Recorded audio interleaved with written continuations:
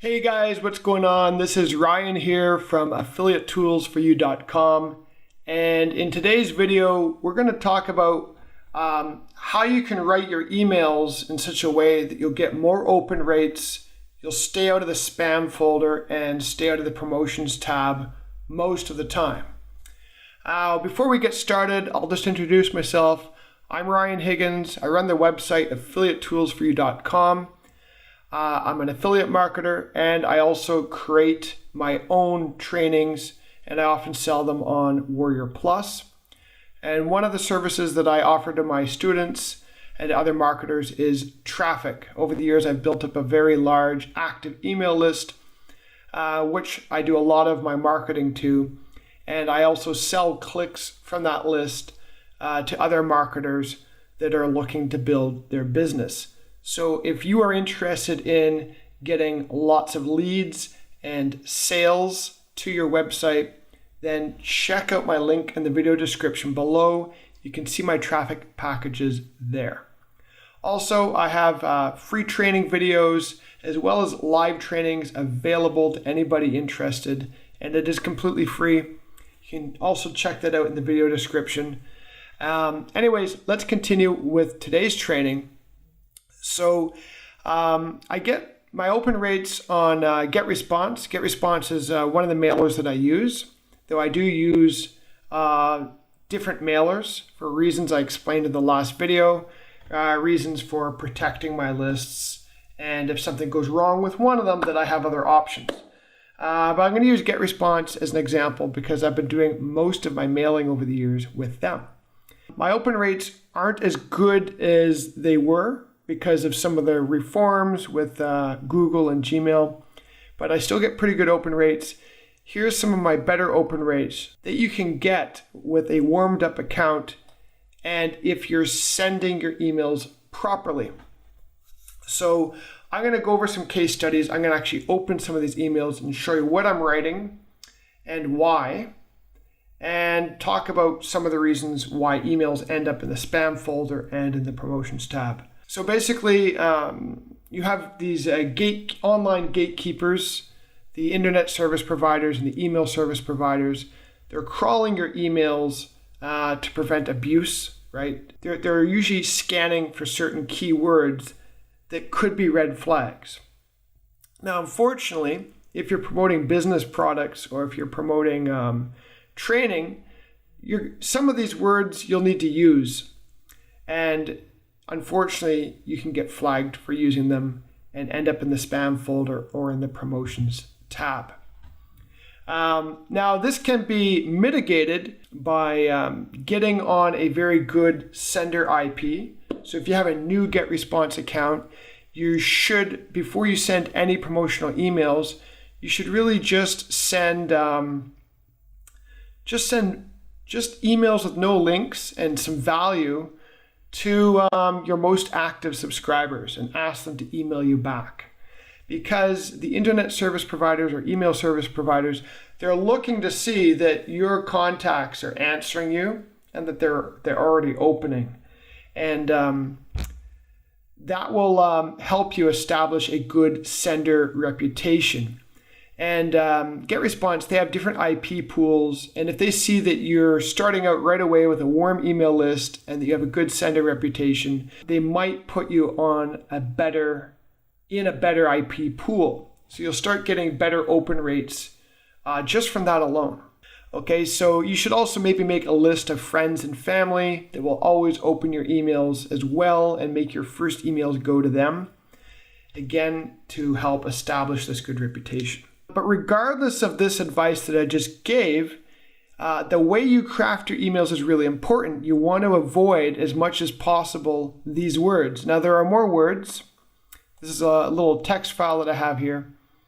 But I call these spam folder promotion tab words. These words are make money, sales, bonuses, affiliate marketing, make money online, ClickBank, easy money, profit, passive income, discount. There are other words as well. These are often words that I would have needed to use and got me in the spam folder in the past.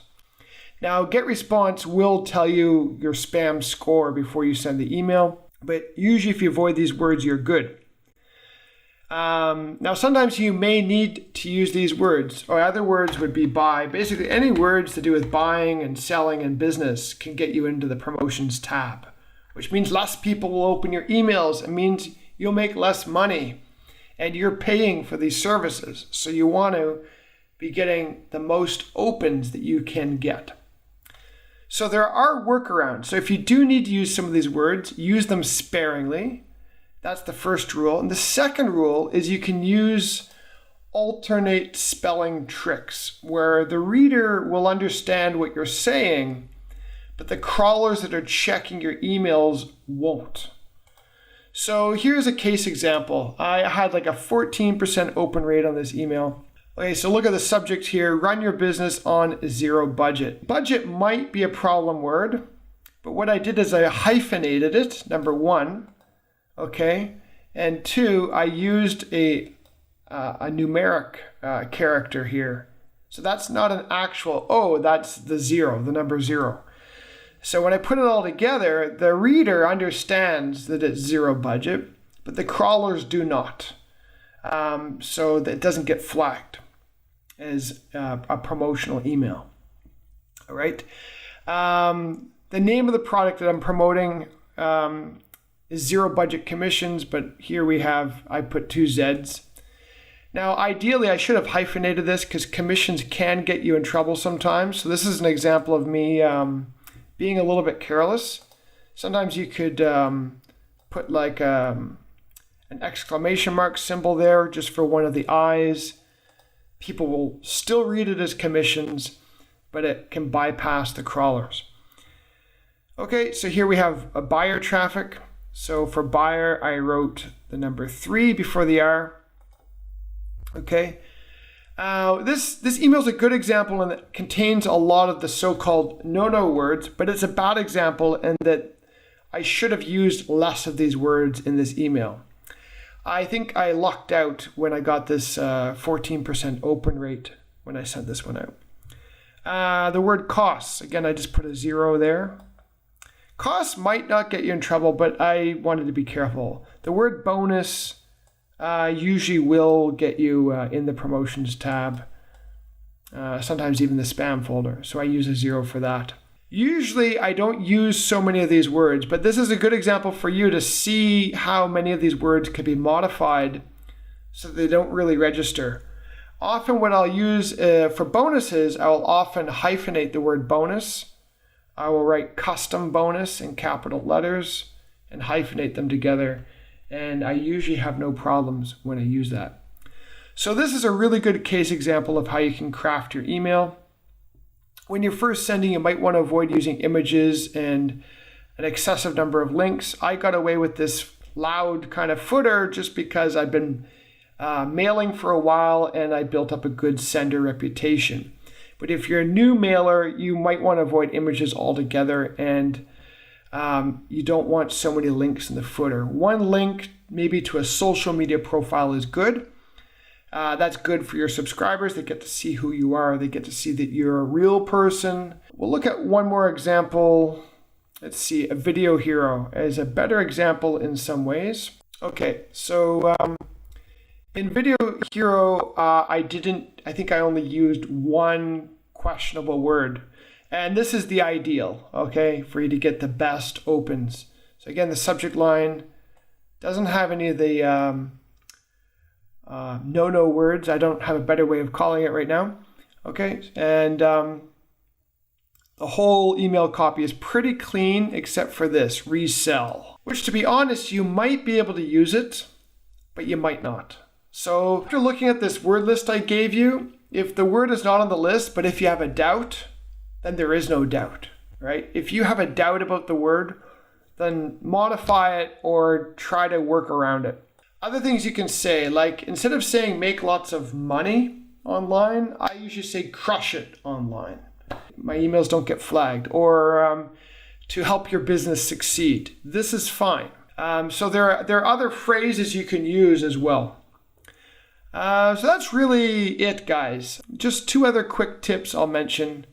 One, you should have eventually more than one email service.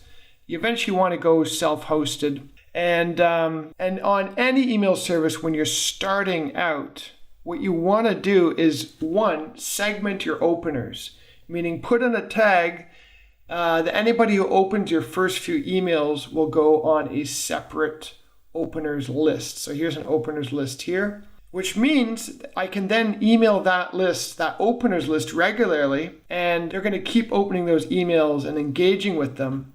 And that will boost my sender score and keep me out of the spam box. And if you don't have already an active email list, then you can make a warm-up list. My warm-up list is very small. I have another warm-up list, which you can't see here, with about 50 people on it.